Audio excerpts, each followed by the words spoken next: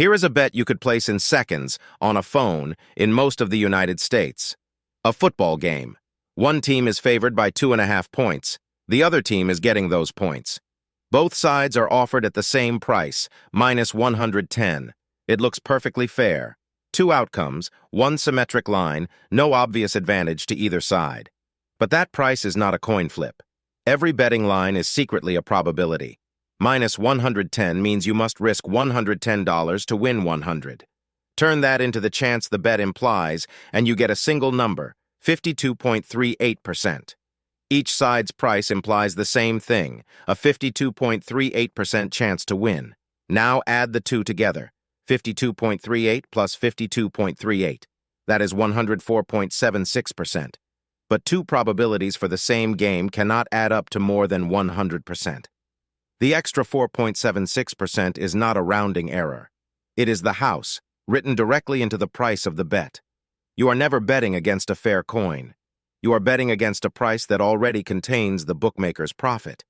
That single idea is why, across the more than $166 billion Americans wagered on sports in a single year, the books almost never lose.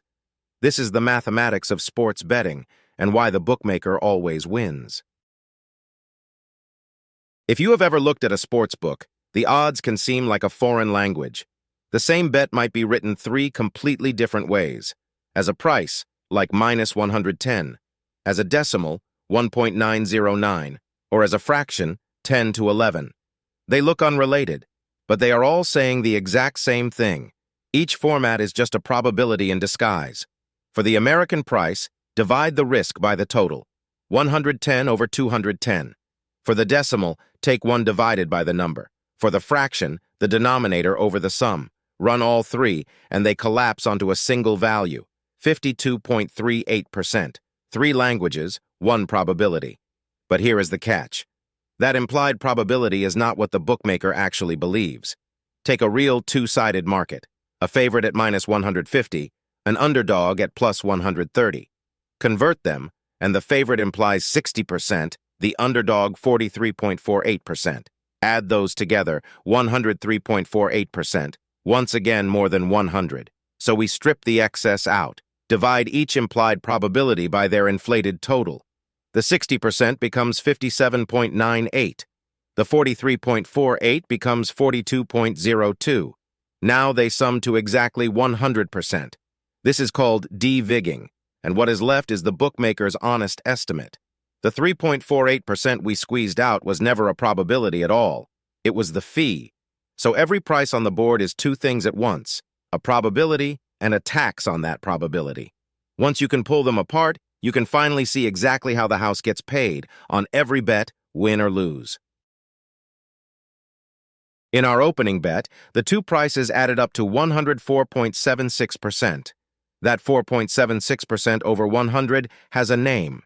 It is called the overround, and it is simply how far the posted prices exceed a true 100%. But the amount the bookmaker actually keeps is a slightly different number. Divide the overround by the inflated total, 4.76 over 104.76, and you get 4.55%. That is the margin, the bookmaker's expected cut of every dollar wagered. Here is why that cut is so reliable. Imagine two bettors.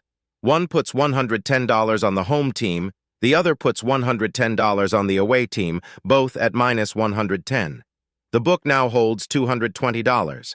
Whoever wins, the winner is paid back $210, their stake plus $100 in profit. The book pays out $210 and keeps $10. $10 out of $220 is 4.55%, and the book keeps it no matter which team wins. It never had to predict the game. Now look at that same $10 from your seat. On a true coin flip, half the time you win 100 and half the time you lose 110. On average, that is minus $5 for every 110 you risk. Minus $5 per bettor across two bettors is exactly the 10 the book pockets. The margin is one number seen from two directions. The house's guaranteed profit and your guaranteed expected loss. But here is something strange. If the theoretical cut on a standard bet is 4.55%, why do sportsbooks report holding closer to 10% of every dollar? In 2025, American books kept over 10%.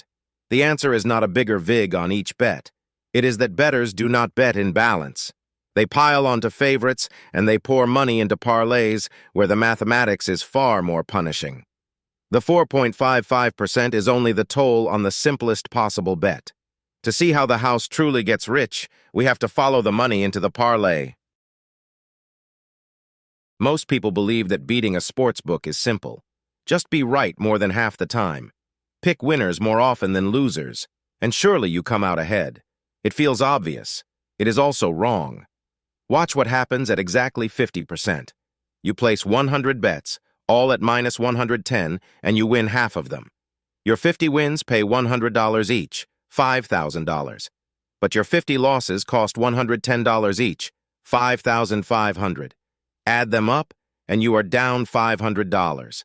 Being right half the time is not break even.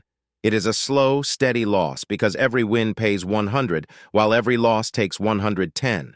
So where is the real break-even point? Set the expected value to 0 and solve. Your win probability times 100 has to equal your loss probability times 110. The answer is 110 over 210, 52.38%. That number should look familiar. It is exactly the implied probability hidden in the minus 110 price. The VIG and the break-even line are the same wall. Above that line, you finally profit, but barely. Win 55% of your bets, and 100 wagers return $550. The entire profitable zone is the thin sliver to the right of 52.38%, and the wall itself sits more than 2 percentage points above a simple coin flip. This is the quiet genius of the VIG. It does not just take a cut. It moves the finish line from 50% to 52.38. A forecaster who is genuinely better than a coin can still go broke, which is one big reason the large majority of bettors lose over time. And as we are about to see, every parlay pushes that wall even higher. A parlay links several bets into one. To win, every single leg must hit. The appeal is the payout.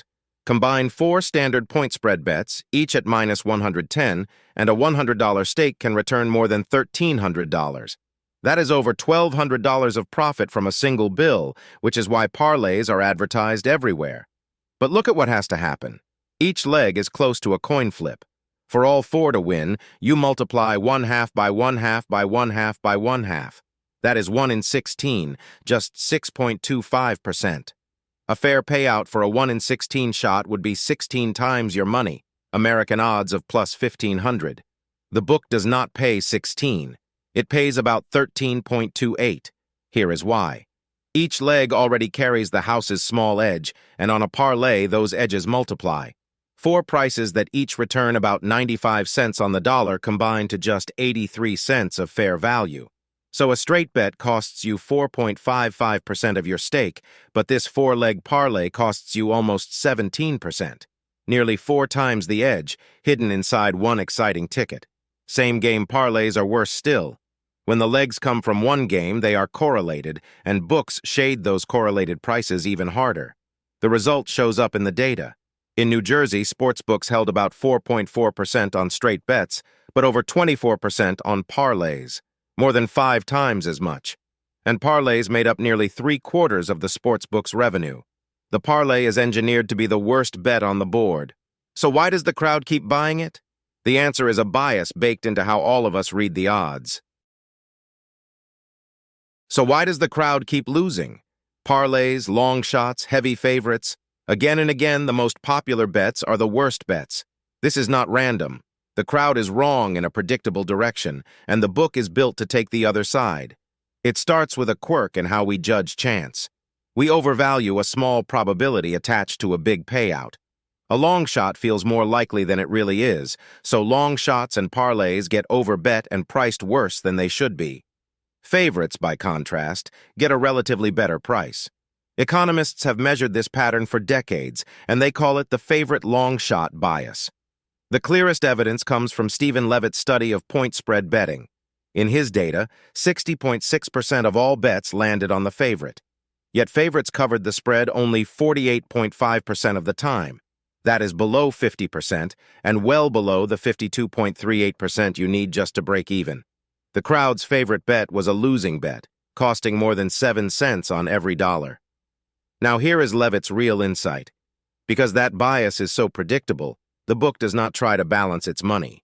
It simply shades the line toward the popular side and takes the unpopular side itself. In his data, the book earned 6.16% of every dollar wagered, about 23% more than the 5% a perfectly balanced book would have made. The final price still forecasts the game well. The crowd's tilt is the edge.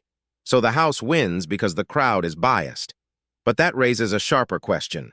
Even a smart bettor who beats the crowd can still go broke against the vig. Winning is not about a better guess. It is about how much you bet. Suppose you finally have a real edge. Imagine a coin you have good reason to believe lands heads 55% of the time, and someone pays you even money on heads. That is a positive expected value bet, the kind every gambler dreams of. But here is the question that actually decides whether you get rich or go broke. How much of your bankroll should you put on each flip? It turns out the size of the bet matters more than the edge itself. Bet too much, and a normal losing streak wipes you out before your edge can pay off. Bet too little, and your advantage barely compounds. Somewhere in between is a single fraction that grows your money faster than any other. That fraction comes from a 1956 result by John Kelly. The optimal fraction equals B times P minus Q, all divided by B. In plain terms, it is your edge divided by the odds. For our coin at even money, that is 55% minus 45%, which is 10%. You should risk 10% of your bankroll on each flip. At a realistic minus 110 price, that same 55% edge is worth betting only about 5.5%. To see why, look at your long-run growth rate as the bet fraction changes. It climbs, peaks exactly at the Kelly fraction of 10%, and then falls. Bet more than that, and you are giving up growth for no reason. And at about twice the Kelly fraction, the growth rate hits 0. Past that point, even with a genuine winning edge, betting too big sends your bankroll toward 0. Overbetting can ruin a winner. In the real world, you never know your edge exactly, you only estimate it. Overestimate, and you drift into that fatal zone. So professionals bet a fraction of Kelly. Half Kelly keeps about 3/4 of the growth with far less risk of ruin. But there is a deeper problem. For almost everyone, the vig makes the edge negative. And when the edge is negative, no bet size can save you. To see why, we turn to the law of large numbers. Every losing bettor eventually says the same thing. I am due. I will win it back over time. But time is precisely what the house is counting on. The longer you play, the more certain your loss becomes, and the reason is one of the most reliable results in all of mathematics, the law of large numbers. Here is what it says. Take that simple coin flip bet, where the house keeps $5 on average for every bet you make. Track your average result as you place more and more bets. At first, luck dominates. A handful of wins can put you well ahead, but watch what happens as the bets pile up. Every path, lucky or unlucky, gets pulled toward the same number, a loss of $5 per bet. Your short-term luck simply averages away. Now turn that average into a total. At $5 a bet, 1,000 bets is an expected loss of $5,000. The swings around that number grow too, but far more slowly than the steady drift downward. The house never predicted a single game. It only needed you to keep playing. And there is a harder edge to this. With a negative expected value and a bankroll that cannot go below 0, the probability of eventually going broke approaches 100%. This is called gambler's ruin. A hot streak feels like proof you can win, but mathematically it only delays the inevitable. The single most powerful move against the house is to make fewer bets. So the house's real genius is that it never gambles at all. It sells a small, certain edge and lets the law of large numbers do the collecting. Which leaves one last question. If the math is this lopsided, can anyone actually beat it? A tiny few can, and not by predicting games. So can anyone actually beat the house? A tiny few can, and the simplest way has nothing to do with predicting games. Suppose one book offers plus 110 on the home team, while another offers plus 110 on the away team. Bet $500 on each. You have now wagered $1,000, but whichever team wins, you collect $1,050.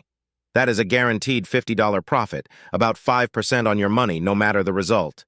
This is arbitrage. When two books disagree, you bet both sides and lock in a profit. Pure arbitrage is rare and vanishes fast, so real skill is measured differently. The final price before a game, the closing line, is the sharpest number the market produces. Strip the vig out of it, and you get the market's best estimate of the true probability. A closing line of minus 150 and plus 130 becomes a true 58 and 42. The only durable proof that you have an edge is consistently betting numbers better than that close. Professionals call it closing line value. If you cannot beat the close, you were only ever lucky. But even genuine winners hit a wall. Sharp books like Pinnacle welcome them and run on margins as thin as 2.5%. Most betting apps do the opposite. The moment you win consistently, they cut your limits or close your account while charging everyone else a margin closer to 5%. The product is built for losers to keep playing. Win too much, and the door quietly shuts. So step back and look at the whole picture.